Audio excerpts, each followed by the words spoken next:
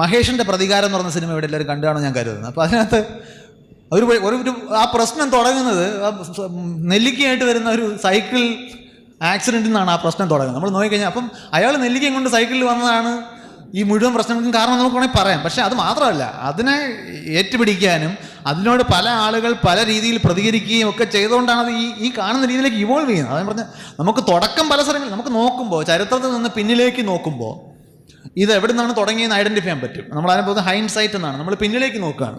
പക്ഷെ മുമ്പോട്ട് പോയി ഇന്നിപ്പോൾ ഞാൻ ഇവിടുന്ന് എന്ത് ചെയ്താലാണ് 10 കൊല്ലം കഴിയുമ്പോൾ സംഭവിക്കാൻ അങ്ങനെ എനിക്ക് പറയാൻ പറ്റില്ല.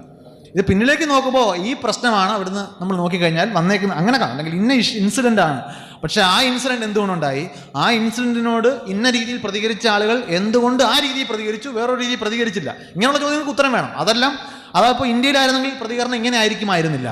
ഗലീലിയോ ഇന്ത്യയിലാണ് ജീവിച്ചിരുന്നതെങ്കിൽ, ഗലീലിയോ ടെലിസ്കോപ്പ് ഉപയോഗിച്ചിരുന്നതെന്നുണ്ടെങ്കിൽ ഇന്ത്യക്കാർ